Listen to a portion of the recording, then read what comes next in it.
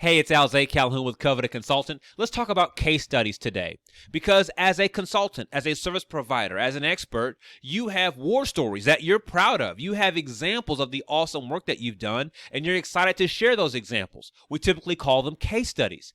The trouble is you package it up and you share that story with someone and they don't seem to get it. And you're trying to figure out what's lost in the messaging here. So let's unpack what the structure of a good case study so you can leverage your war stories better. So the first thing I want to do is I want to highlight the difference between a testimonial and a case study because they're not the same thing. So I'm here at jennycraig.com. Jenny Craig is a popular weight loss company here in the U.S. And so what we have here is a page full of testimonials. What's the format for a testimonial? Hey, my name is Sheila. I got a result on this program. Hey, my name is Rashid. I got a result on the program. Hey, my name is Jennifer. Result program. Sam. Result program. Pam. Result program. So there's nothing wrong with having testimonials. Nothing wrong whatsoever. The thing is, testimonials are easier to digest with things that we're used to buying, things that have a general sense of scope and understanding already. So you know what weight loss is or what a weight loss program is more or less. And so it's easier to digest the possible results and context for buying a program like this or getting involved with a program like this. But if you sell complex services, if you sell consulting, the kinds of things that your client doesn't buy often, they don't have enough context to appreciate what this benefit is and how they can decide for themselves if they should get involved. So testimonials are too short to provide enough context. Well, here's an example from my website. Here is a case study that's too long to give enough context. So this is me talking to a client of mine after he finished the program, and this is what I have on his case study page. I mean, look at the amount of information here. How do you know what happened? How do you know what the benefits were? How do you know what he liked or didn't like, what he said or didn't say? Like, how are you supposed to figure all of that out? So yes, this is at least a starting place, but this is also not a good case study. It doesn't provide enough context fast enough for you to decide if this is a good program for you to be in or not. So we've got to strike a balance here. Let's unpack what that looks like. I forgot to mention, at the time of recording this video, I am actively updating the case studies on my own site. So the framework I'm about to show you is the precise framework I'm following right now. Now back to the training. So how to develop a B2B case study. First of all, you got to start with yourself. You got to ask some selfish questions internally. So we're going to call this selfish, right? And we're going to call this internally. So these are questions that you need to ask yourself and your team on the inside. What project do we want to repeat? What things have we worked on, and we'd love the opportunity to work on them again. What project do we want to work on again? Why do we want to repeat it? Why? Why is this particular project, why is this particular scenario a good scenario for us internally, selfishly? What was the win for us internally, selfishly? What is the concrete thing we can point to that says to us, yep, we should be doing more stuff like this? What was that concrete point?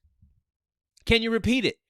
So even if you got to this scenario again, if the exact same thing happened again, are you confident that you can repeat that win, that internal win?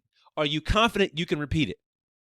Okay, so once you have clarity here, now you can begin to create some positive case studies.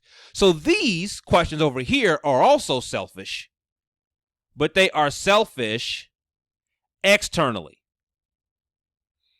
This is what your prospective client is asking or what they're thinking about when they're reading your case study. So let's see their questions. Is this case study of someone like me? Your prospective client is only worried about themselves and their own situation. So as they're reading this case study, all they're concerned about is this someone like me? Are they in a situation that I can recognize? Is their problem like mine? Are they being faced with something I can recognize? Are they being faced with an issue are they being faced with a challenge that is similar to the one I'm currently challenging? Are their resources similar to mine? As they attack this issue, do they have the kinds of things that I have? Do they have the money, the time, the investment, the people, the schemes, the infrastructure? Do they have a scenario like my scenario? Can I accomplish this too? So as your prospective client is reading this case study, what's going through their mind is, can I do what they did? So are those results possible for me too? Can I do it? So this is the criteria that your prospective client is actively thinking through when they read your case study. So you got to be sure that what you create meets this criteria. So let's go a bit further here into the structure of the case study. The case study begins with the result. What was achieved, right? Like, don't beat around the bush. No long drawn out introduction. What was achieved? And so let's give some. How would you quantify that?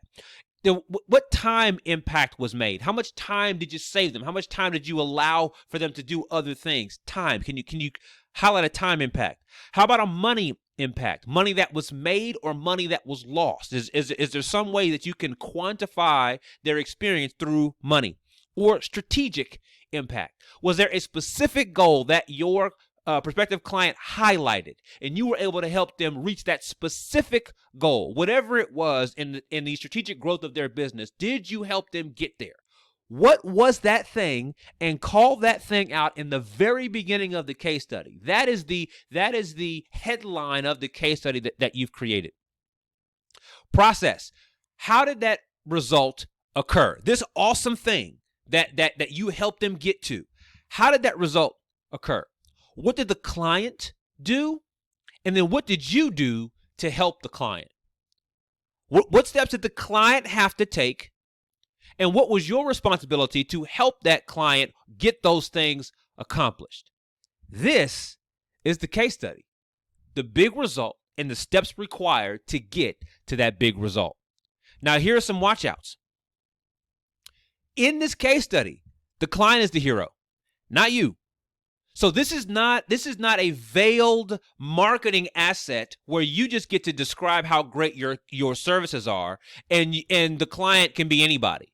No, your clients are heroes. Your clients are the winners. So it's important to see this case study, to design it in such a way where your client can be the actual hero. Because if we look at what your client is thinking about, what your prospect is thinking about, they want to be the hero too, right? They want to look good at the end too.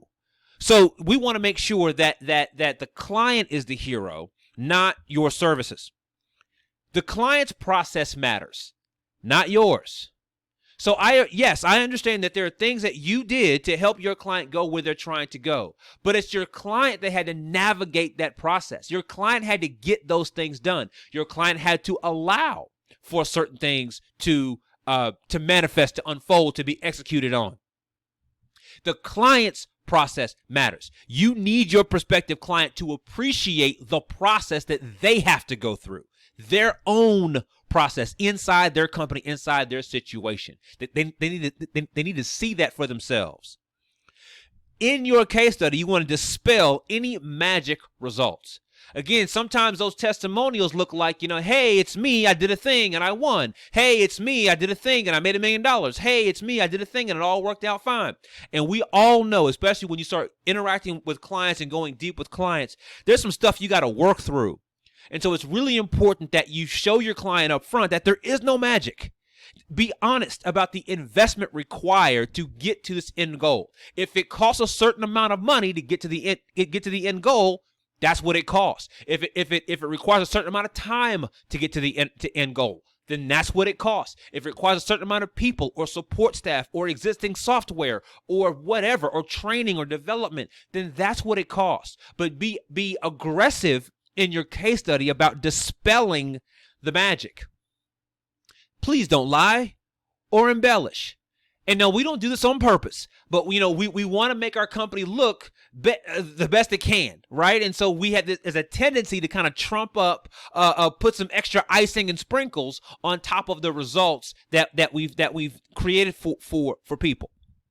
It's easier to deliver the truth. What I mean is you want to be able to tell your prospective client, hey, listen, this person was just like you. They went through an experience that you can also manage. And if you go through the experience, you will win. So if you've told them the precise truth here, it's a whole lot easier to deliver on what you told them. But if you embellished in some way here, it becomes more difficult for you to keep that promise, the one that you made in the case study. So we're saying here that the classic testimonial is probably too short for your client to make an informed decision. But if you told the entire story in its long depth and detail, that also doesn't serve them the best. So you got to put something in the middle here. But it's important that and when you craft this unique case study, that your client is the hero, that they see what the clear process is to get the result they want, and that they know what the truth is, what the reality looks like, what the investment is that is required to get to the end goal. Go develop that better case study.